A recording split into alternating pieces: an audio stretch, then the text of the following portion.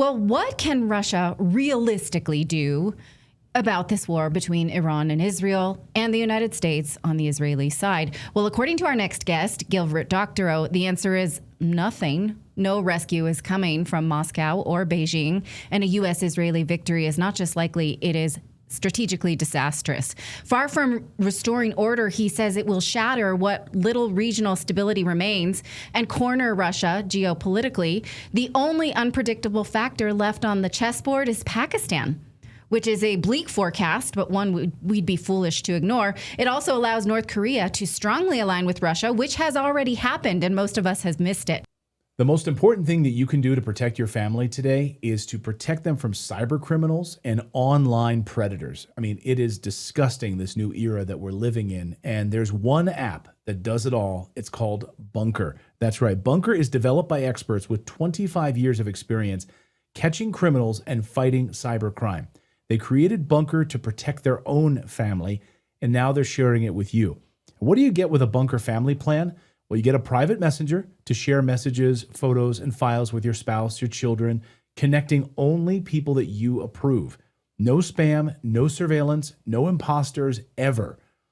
Password Manager, they also provide you to safeguard your family's online accounts, including financial, shopping, streaming, social media.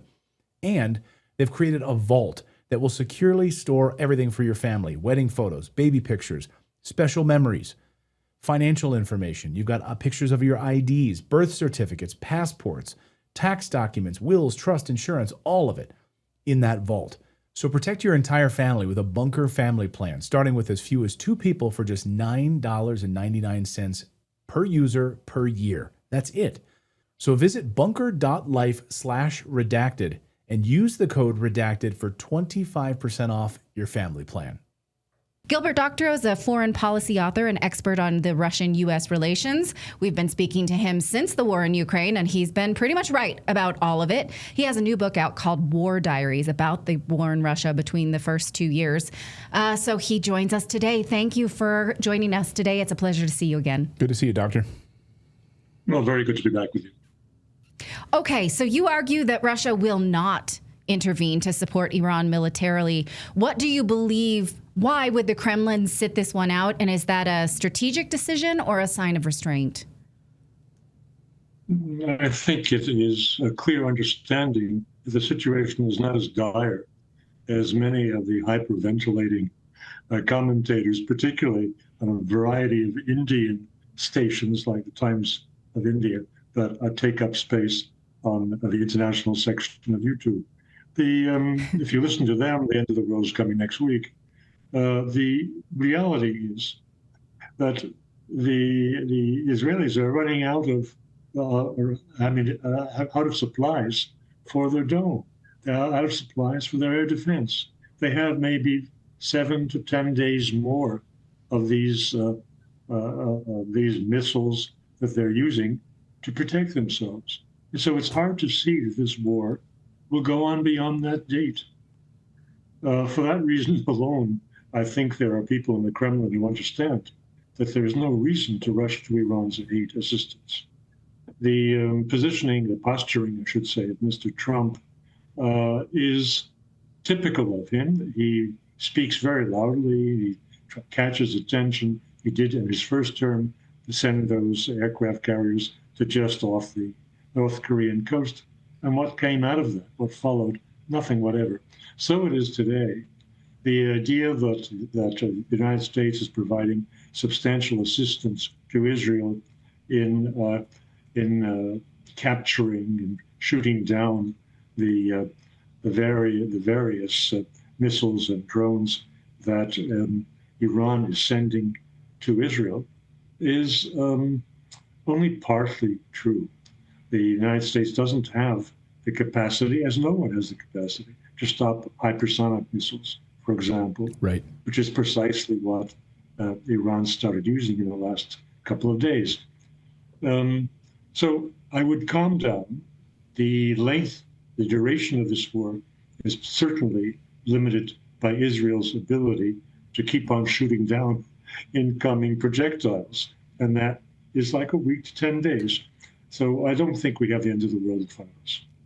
What if the United States involves itself with aircraft carriers and additional THAAD systems being able to shoot down and aid in this process? If Israel's Iron Dome runs out, they're already not able to stop hypersonic missiles as it is with the Iron Dome technology.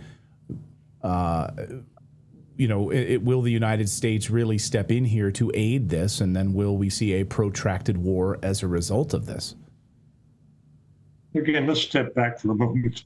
What the mission of Israel has been with American support. The primary mission has been to destroy Iran's nuclear program. So far, they have done damage, but they certainly haven't destroyed it. And there are these impenetrable underground or mountainside nuclear units that Iran has, which only American munitions would have a chance to destroy. Now, the United States has not yet committed itself to sending in B-2 bombers to deliver those wonderful bombs. And I rather suspect they won't.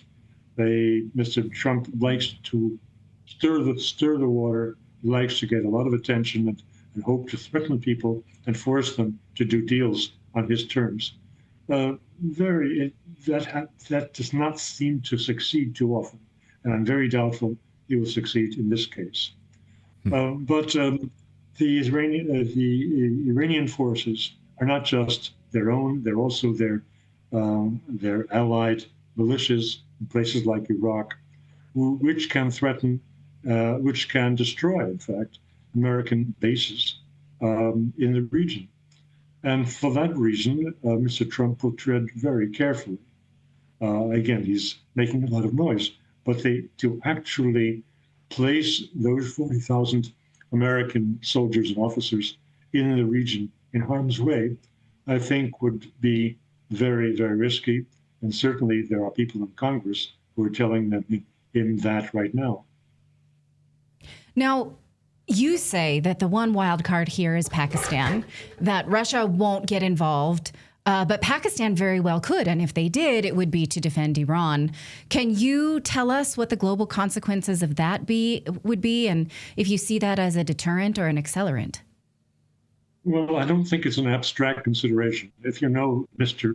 Trump's schedule today, he received an envoy from Pakistan.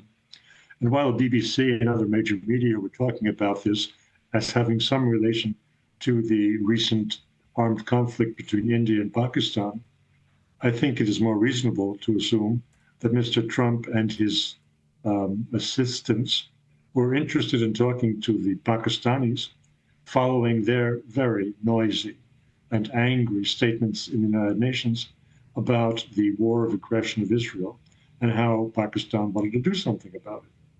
So it's not just my conjecture that Pakistan stands ready to virtually destroy Israel with nuclear missiles, which it has.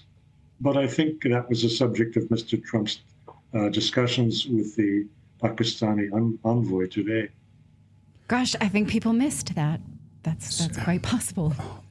You studied this deeply. Well, you heard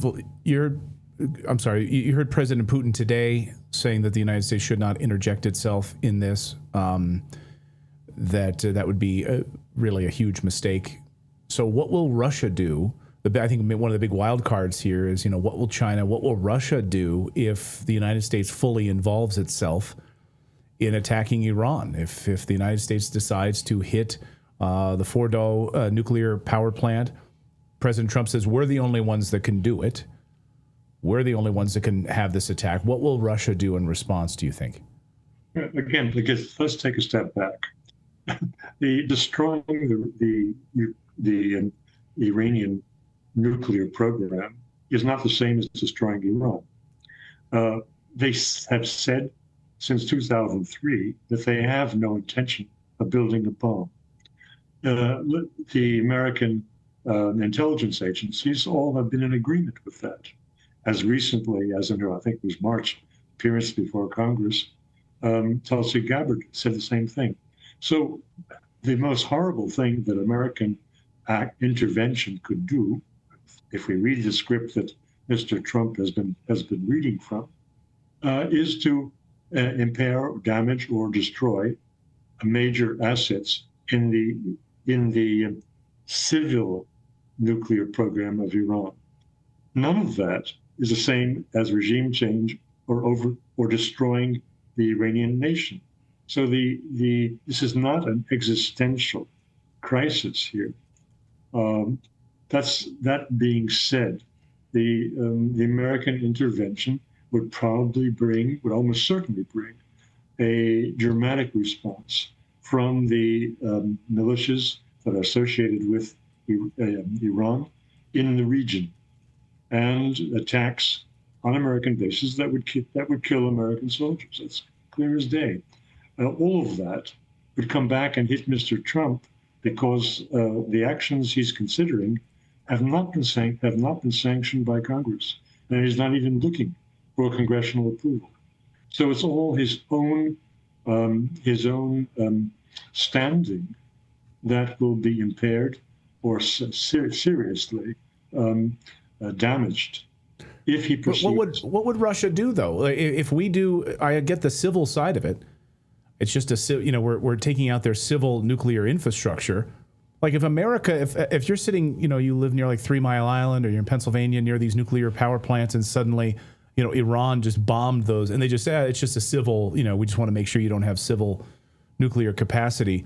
Would Iran respond largely, or is it just the militias? And then what would Russia do in response? Are they going to allow the United States to do that? Well, this is not a question of Chernobyl-like catastrophe. They're not speaking about destroying electric generating plants. They're speaking about destroying facilities that process uranium, store uranium, and not in vast quantities. So the environmental impact, the global impact of any of the strikes that Israel has been performing, or the United States could add to, is not of a nature to alarm us all. Nonetheless, what is at issue is Iranian sovereignty. To come back to your question of where the Russians are, the Russians are profiting from this right now. They're doing very well, thank you, because the United States has pulled back a lot of its air defense assets from Ukraine to safeguard, to put in place in the Middle East to protect its bases there. The United States has also very quietly, under pretext of the need to rearm Israel, they have stopped supplying military materiel to Ukraine. All of this has facilitated the ongoing Russian campaign. So the Russians are involved indirectly. The Russian-Ukraine war is definitely affected by the crisis now in the Middle East, insofar as the United States has pulled in its horns in Ukraine, is busy rushing to the aid of Israel, and the Russians can profit from that, as they've done in the last few days with the most dramatic strikes on Kiev during the whole duration of the war. Now, the real interested party in this is not Russia. The real interested party is China. And there we have, I don't see anybody talking much about it, because the economic harm of damage to Iran's export infrastructure directly affects the energy balance in China, since Iran has become a major supplier to China. This is not to mention the bigger issue of Iran, if pressed hard by the United States and Israel, Iran's readiness to close the Straits of Hormuz, which would really have a tremendous impact on the global economy. But if you have to look at countries individually, the first ones to suffer would be China, since it is so dependent on energy from the Middle East that would no longer be flowing. Will China remain quiet? Well, we know that China has flown in several airplanes with military equipment for Iran. Exactly what, nobody knows. But presumably they are ready to do a lot of equipment support for air defense of Iran to prevent the United States and Israel from doing some catastrophic damage and causing many civilian deaths. Now, something you had written about is that North Korea is, in fact, aligning itself with Russia. Now, Zelensky had been saying this months ago, and I kind of ignored him because he's an idiot. But this seems to be true. You said that North Korea has sent troops to Russian-controlled Ukrainian territory for demining and reconstruction. That seems like more than a gesture. It's a deepening military and political alliance with Russia. So what does that tell us about emerging global blocs? What do you think Western media is going to do with that other than ignore it for now? They are ignoring it, indeed. The numbers, let's look at the numbers. The demining groups, sappers as they call them, that is 1,000 soldiers from North Korea. And the construction teams, since a large part of the North Korean army actually is working at construction during its military service, that is 5,000 soldiers. This is considerable. It frees up the Russian soldiers and officers to do something more valuable for Russia's defense and fighting on the front lines, rather than this restoration work in the Kursk Oblast. Yes, of course, it is very important that Russia has established excellent relations with North Korea. They are adding logistical solutions, new bridges across the river that separates them, since they are neighbors, direct neighbors.